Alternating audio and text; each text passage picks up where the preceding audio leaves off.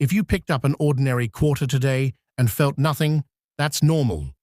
But if you even knew what one rare 2004 Florida state quarter with a D mint mark did to the coin world, how it sent shockwaves across auction floors and made collectors gasp when the bidding shot to a jaw-dropping $138,700, you would never look at pocket change the same way again. Because this wasn't just a sale, this was a moment, a lightning strike, a warning shot to every collector that hidden treasures still circulate right under our noses, silently waiting for the right eyes to spot them. And the Florida quarter, this single, shining, unsuspecting little coin, has become the center of one of the most electrifying rarity stories of the entire state quarter program. To understand why, you have to rewind to 2004, when the United States Mint was deep into its state-by-state release frenzy. Every few months, a new design, a new history lesson, a new burst of excitement. But Florida's quarter stood out the instant it hit the presses. The design wasn't just an image, it was a bold, cinematic snapshot of exploration. A Spanish galleon slicing across the waves, an astronaut drifting into the unknown above, and a sweeping outline of the state itself, grounding the entire vision. Florida's history in two themes, old world discovery and modern cosmic ambition, merged spectacularly on one tiny canvas. Collectors loved it, families saved it, kids traded it. But among the millions minted at Denver, something unusual began happening, not immediately, but quietly, subtly, like a whisper among experts. A few quarters weren't like the others. A few had quirks. A few had flaws. A few had mysteries. And those mysteries became fuel for a frenzy that still hasn't slowed down. One of the biggest catalysts behind the Florida quarter's skyrocketing attention was the sudden discovery of a rare double-die obverse. Most people don't notice doubling unless someone points it out, but this variety didn't hide at all. Under a good light, the waves behind the Spanish ship didn't just appear engraved, they appeared doubled, like a ghost image etched slightly behind the real one. Collectors immediately recognized that this wasn't machine damage or post-mint harm. This was a true double die, a mistake locked into the die itself, at the moment of its creation. Every single coin struck from that flawed die carried the same mysterious signature. And when the first pristine example, graded MS-67, hit auction, buyers went wild. Prices shot into the thousands, then higher, then absurdly higher. But the real explosion came with condition.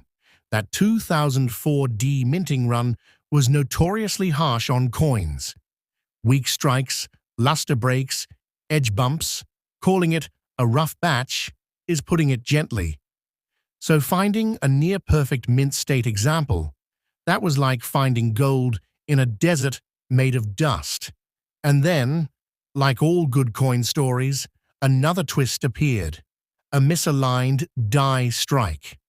This error type isn't extremely rare in general, but finding one on a Florida quarter that didn't look disastrous was almost unheard of. Usually, misaligned strikes produce crooked rims, cut-off edges, or warped appearances. But this one? It was beautiful. It was centered enough to look intentional, yet strange enough to be instantly collectible. A bizarre sweet spot between chaos and craftsmanship. And while most misaligned die errors fetch modest prices, this one pulled in several $1,000s simply because it was clean, dramatic, and on a highly sought-after state quarter. But none of those even come close to the strangest discovery of all, a Florida quarter, missing its mint mark. This was the shocker that ignited every message board, every YouTube discussion, every collector forum, and every auction buzz thread. A Denver minted coin, without the D. At first, people dismissed images as fake, altered, or simply photoshopped. But when the physical coin finally hit the hands of a reputable grader and came back authenticated, the hobby detonated. Genuine, not altered, not damaged, not fake.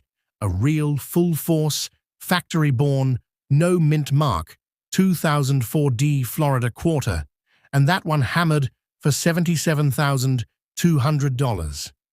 The wildest part, it wasn't even in perfect condition. It had minor flaws, tiny surface chatter, just enough signs of life to prove its journey. But still, the rarity overshadowed everything. Because mint mark errors in the modern era aren't just scarce, they're almost mythological. But the frenzy didn't stop there. As more collectors began examining their 2004 quarters, some from old rolls, some from childhood stashes, some from dusty jars on bookshelves, more anomalies surfaced.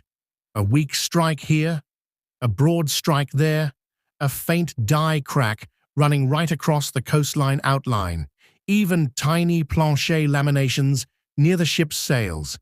And each time a new error surfaced, interest spiked. Prices climbed, suspense rose, because everyone wondered the same thing. What else is out there? Yet the real power behind the Florida quarter phenomenon wasn't just errors. It was the grading game, because once the registry competition heated up, the desire for the highest graded examples turned into a full-blown chase. MS-65?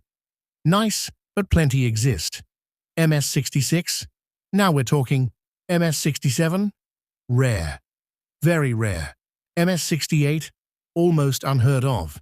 And when one single 2004D Florida quarter returned from grading, sealed in a perfect MS-68 holder, the market didn't just respond, it erupted.